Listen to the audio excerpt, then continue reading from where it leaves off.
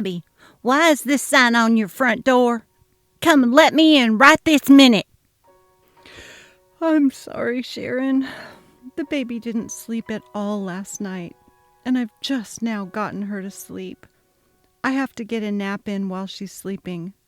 I'm exhausted. What? It's 11 a.m. You need to be about the business of taking care of your house. Stop being a lazy good-for-nothing. Sharon, Emma is only 4 days old. I've barely slept since that very long, difficult birth. I need to rest so that I can actually take care of her. I'll have Mike call you later.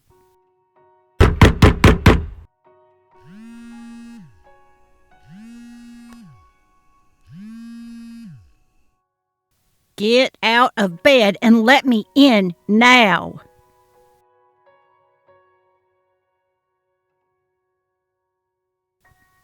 Abby, what's going on?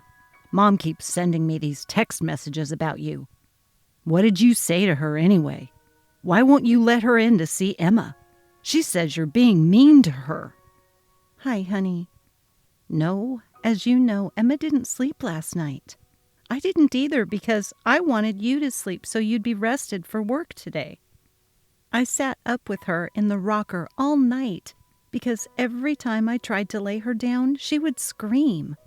I fed her, changed her diaper, walked around with her, but she wouldn't sleep. Oh, I see. Yeah, you've got to get some sleep. I'll tell Mom. Thank you. Once Emma is older and things have adjusted, it'll get better. Are you feeling okay? I mean, with the birth and everything, you had a pretty rough go of it. Doc Burns said that it's very important you get plenty of rest. I'm not feeling well at all, frankly. I feel like crying constantly. I'm having trouble eating. Your mom is really stressing me out. Every time she comes over, she yells at me, tries to take Emma away from me. She's telling me she's not getting enough nutrition from me nursing her, shouting about how baby formula is better for her nutritional needs, how it's scientifically proven. You know, she's just having a rough time of it because she always wanted a daughter and all she got were 5 sons and 1 stepson. The one daughter she did give birth to died at 2 months old, you know. She just really loves Emma. That's all it is. Have some patience and understanding with her, okay? It'll get better. Just give it time. She's probably just a little jealous is all. I know all about the baby whom she lost. Her name was Lisa, right? But Emma is not your mother's long-lost baby. She's our baby. Your mother actually tried to take Emma home yesterday. She bundled her up and tried to take her out to her car. When I stopped her, she practically spat in my face and screamed that I don't deserve Emma. Right. I think you're having post-pregnancy delusions. My mom would never do that. I knew you'd react this way. It's why I didn't tell you when you got home from work yesterday. I knew you'd take her side and wouldn't believe me, but I swear it happened. Just stop. You're being hysterical. I said I'll talk to her, and I will. Just chill and stop making stuff up. It doesn't become you.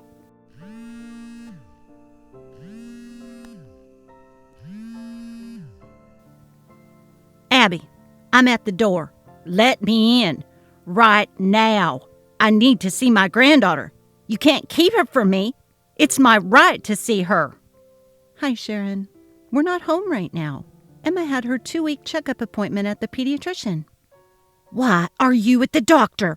What's wrong with my granddaughter? What have you done to her? Excuse me? It's her checkup. There's nothing wrong with her. Are you lying to me? I'm going to find out for myself. Which doctor are you at? I'm coming right now. We're just about to leave. She got a clean bill of health. She's actually gaining some weight. Where are you? Abby, you better answer me or I swear I'm calling the Department of Children's Services. Then I'll take Emma and raise her right.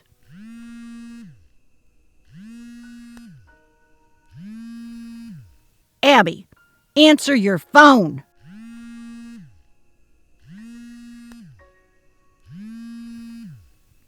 I'm calling the police. Abigail, what the hell is going on? I just got a frantic call at my job from my mom telling me some garbled story about how you had to take Emma to the doctor and something about the police being called and how Emma was going to be placed in foster care. Mom was sobbing so hard that I could barely make out what she was saying. Hi, honey. I'm just getting back home. I had to take Emma for her 2-week checkup. We talked about it last night, remember? That's why I had her at the doctor. But of course, your mom had to take it a step further into la-la land, calling the cops on me. I was almost home when I got pulled over by the police. They nearly arrested me for kidnapping. Excuse me? What in the hell? She called the cops? Yep. She started texting me when we were waiting at the doctor's office. She was at our house, apparently banging on the door, demanding I unlock it and let her in to see Emma. Something about it being her right to see her granddaughter. I told her we were at the pediatrician for Emma's checkup. She lost her mind, demanded to come to the doctor's office. By the time she texted that, we were already just getting in the car to leave. I told her we were leaving, and she said some crazy stuff about calling Children's Services and the police. I don't know, Mike. Your mom has lost her mind. She's never been particularly friendly to me, but since Emma's birth, she's gone over the edge into insanity. She needs help, and I am not joking. I don't understand. You got pulled over by the police?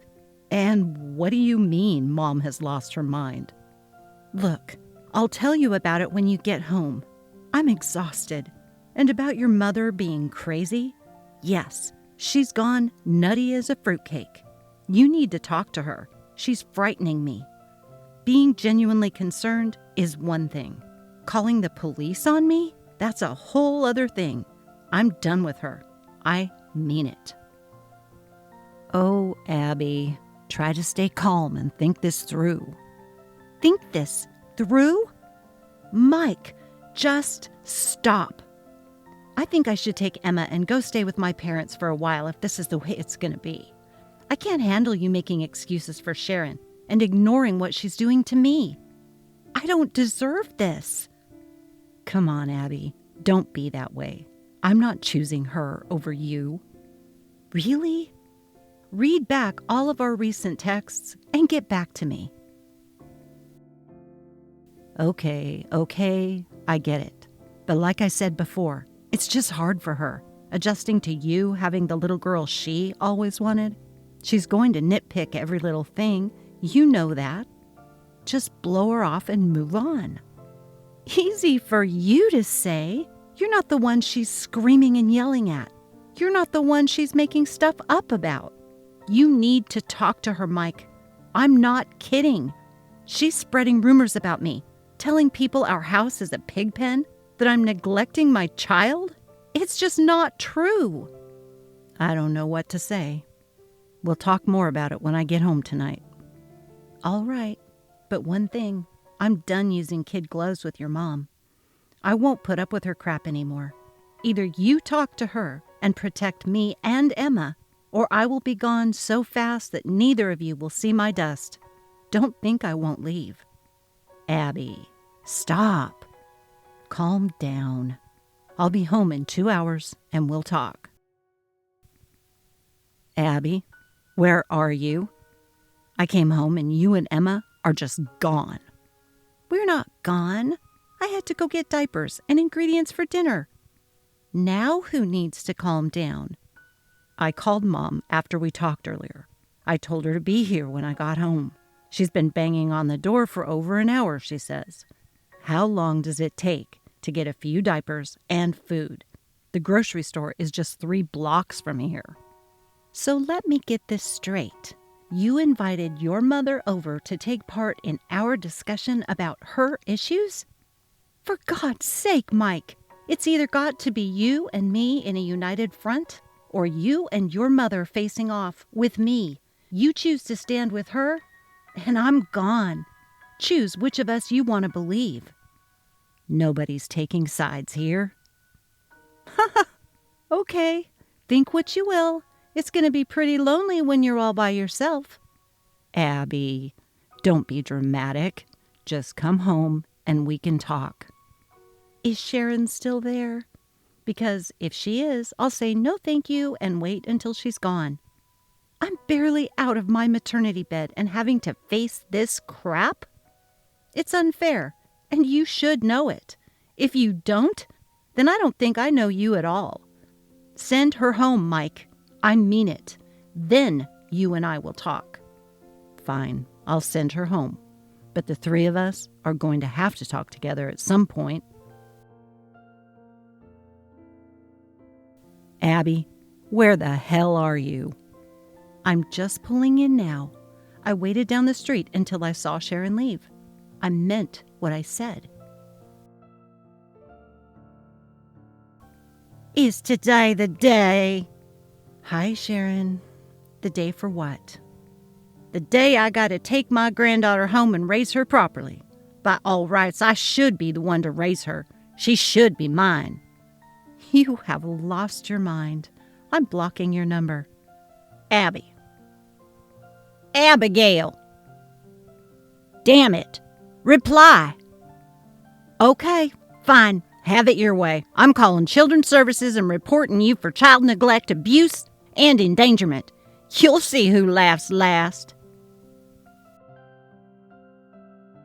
Hello, Abby. This is Charlotte, Dr. Martinez's nurse. Do you have time to talk?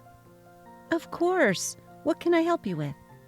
Well, I'd prefer to speak with you on the phone or in person if you don't mind. Of course. The baby's sleeping, so would you mind calling me instead of me driving there? Nurse Charlotte calls Abby. Charlotte tells her that Sharon has been coming to their office and saying all kinds of obviously untrue things about the so-called mistreatment of baby Emma. Charlotte says they didn't divulge anything to Sharon about Emma's medical records, but the doctor did reassure Sharon that Emma is healthy and happy and shows no signs of trauma or neglect. She also said that the social worker with the police department connected with them to discuss Sharon's concerns. Both the pediatrician and the police agree that Sharon is making things up to somehow obtain custody of Emma. Thanks for the heads up today, Charlotte. I'm grateful that we saw Dr. Martinez on Monday. He was able to verify that Emma is well cared for, gaining weight, happy, and healthy. Please excuse Sharon. Ever since Emma's birth, she's been behaving oddly. She once had a baby girl who passed away from SIDS. She tried 5 times more to have a girl, but had only boys. She's just gone crazy since Emma came. I don't know what to do. Well, Dr. Martinez and I thought you should know what's been going on with Sharon. Abby, it's clear that you're a great mother. Emma is very healthy and obviously extremely well cared for. She's dressed like a princess every time we see her, and it's obvious how much you care for her. Thank you, Charlotte. Abby, I'll be home late. That's fine, but I thought you wanted to go to your parents' house tonight to talk to Sharon. You go. I have to work. You've got to be joking. No thanks. I'll wait until you can come with me. Fine. Call Mom and tell her we have to reschedule. I have to go. Bye. Sharon, it's Abby. Mike, Emma, and I won't be coming this evening. He's working late and asked me to let you know. What? You can't do that. I'll come there instead. Don't go anywhere. I'll be there in 15 minutes. Don't come, Sharon. I won't be here if you do. You know that all I have to do is make one call to Children's Services, right? Yeah, I heard about you going to Emma's doctor. I spoke with the police after you had them convinced I was abducting and mistreating my own daughter. They stopped me on your word that I was being neglectful of Emma.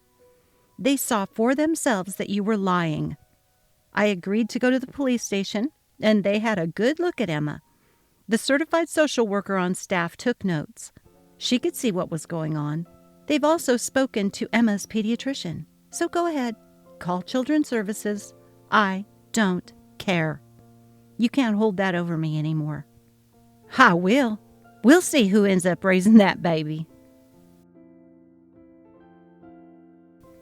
Mike, you need to come home. Now. What's going on? Your mother is here, and she won't leave. I'm ready to call the police, but I thought you should be told first. Someone needs to talk this woman down. I'm on my way.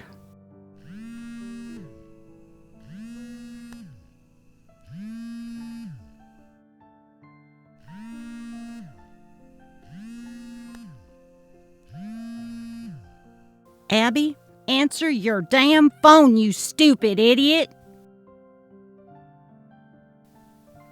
Michael, your wife won't let me in. She won't answer my calls or texts. She's ignoring me. Can you blame her? You've done nothing but be abusive and horrible to Abby since Emma's birth. You don't respect her. You treat her badly. And honestly, Mom, caring for Emma is absolutely not your job. Of course it's my job. Emma should be in my home being raised by me. Abby is a terrible excuse for a mother. Emma deserves to be raised by someone who will take the best care of her. Don't you agree? That person is me. No, Mom. Abby is a wonderful mother. But in your mind... Look, Mom, I'm sorry, but you're wrong. I know that every single day you are reliving the loss of baby Lisa. I get it. I can't imagine the pain that's caused you. But taking it out on Abby? Imagine for a moment if your mother-in-law had let loose on you the way you have let loose on Abby. Did that happen to you? When Lisa died, did anyone say you were at fault? That's not the point. I'm just trying to protect little Emma. It's exactly the point, Mom. You would have been able to see Emma, to take part in her life, to be a great help to Abby. If you'd stopped the crazy train you're on and had a look at what you're doing, you're making what should have been a beautiful, precious beginning of life for Emma with Abby into a nightmare. Oh, for crying out loud, I have not. You have. Continuously. Even Emma's pediatrician is concerned at what you're doing. That guy's a quack. I don't believe anything he says. Oh, Mom. He is the best pediatrician in the county. His patient load is enormous because of that. We were lucky he accepted Emma into his practice. After your last visit there to besmirch Abby, Dr. Martinez called me about you. Hugh. He was going to contact the authorities and report you for abuse of Abby. But I just want what's best for Emma. What? Mom, he told us that Emma is thriving. She's chubby and happy, healthy and well-adjusted. She's only 3 weeks old and so alert and content. How is that expressive of mistreatment or neglect? You need to get a grip, Mom. Stay away from our house for the time being. Leave Abby alone or I will call the cops myself. Got it? You wouldn't dare. I'm your mother. No, you're not. I have called you Mom out of respect for my father, and that's it. You are my stepmother, period. You didn't even raise me. I was almost 20 years old the day you and I met. Letting you be a part of my child's life was me showing respect for my father's wife. Nothing more. I'm going to speak to your father about this. Go ahead, by all means. Bye.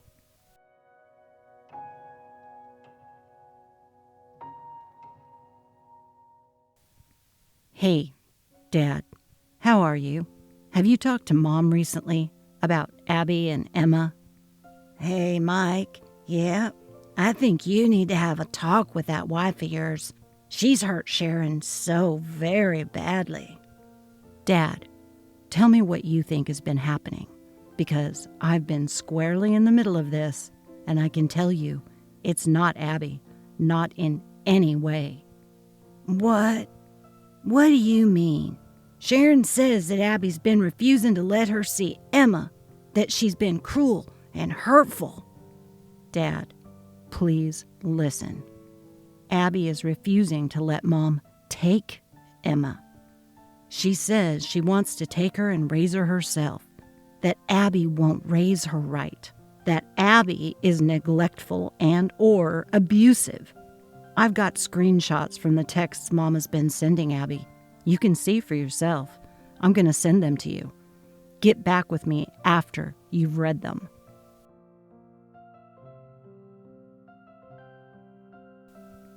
Mike, dear God, I had no idea.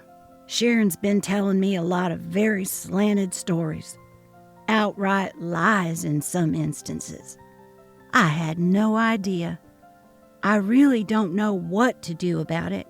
Sharon's been crying all night, every night, making mine and your brother's lives nearly unbearable. She's blamed her emotional issues on being treated incredibly poorly by Abby. I can see by these screenshots that it's not true. I just don't know what to do about it. Call her doctor. Make an appointment for a referral to a mental health professional. Mom is still grieving over losing Lisa, Dad. I don't think she ever really got over it. It's been festering inside her heart and mind for all these 18 years since Lisa died. Now, she's shifting her loss and projecting it onto Abby and wanting to take Emma for herself. Emma's birth, the fact that she was a girl, I think, has sent Mom over the edge. I love Mom, but right now, she's dangerous. It wouldn't surprise me if she tried to take Emma and run away somewhere. Oh, son, I don't think she'd do that. Dad, after what you saw in those messages, how can you believe she wouldn't? Did you know that 2 days after Abby and I brought Emma home, when Em was just 4 days old, Mom tried to take her, wrapped her up in a blanket, and tried putting her in the car to leave? No car seat, nothing. Abby was in the shower. Mom said she'd watch Emma while Abby showered. The moment Abby was occupied, Mom tried to kidnap our baby. What? You're kidding. That can't be true. It is true, Dad. I myself didn't believe it when she told me. I thought that Abby was being dramatic. I even told her she had to be having post-pregnancy hallucinations or something. But Mrs. Blumenthal, our neighbor next door, saw everything and told me every single detail. She saw Mom opening the back of her car to put Emma inside. Then she saw a soaking wet Abby, wrapped in nothing but a bath towel, come outside and confront Mom, taking Emma from her. Abby ran back inside the house and locked the door. Mom screamed and yelled, pounding on the door, threatening Abby. She even tried to get Mrs. Blumenthal to agree with her that Abby was an unfit mother. Dear God, Dad, what the hell is wrong with her? I'll call Sharon's doctor. I'm sorry she's doing all this. We'll figure it out, somehow. I'm sorry too, Dad. Just get her some help, okay? Until she's mentally fit, she is not allowed to come near Abby or Emma. If she does, I'll make sure we get a restraining order. And that is not a joke or a threat. That is a promise. I understand, Mike. Please accept my apologies. Mike's mom, Sharon, and his dad, Buddy, had a long talk that night. Sharon refused to admit that she'd done anything wrong and continued to insist that she could do a better job of raising baby Emma. Then Buddy pulled out all the printouts that he had made of the screenshots Mike had sent him. On paper, in that much larger format, the texts were even more condemning than seeing them on the small smartphone screen. Buddy had underlined in bold black ink the places that showed Sharon at her most unreasonable and cruel. That's when Sharon finally began to see the truth of what she was doing. The next day, They made an appointment to see a mental health specialist. Over the ensuing months, Sharon made great progress in dealing with the grief she had never gotten through from losing her baby girl, Lisa, all those years before. The healing was slow at first, but then, as if a light had come on, she was able to find her way through to letting go and moving forward. Sharon was able to see the line that she'd crossed with Abby and Emma and made great strides toward establishing a healthy, happy relationship with her daughter-in-law and granddaughter. Emma is now an adult and has a dear friend in her sweet, understanding grandmother, who is just that, a grandmother.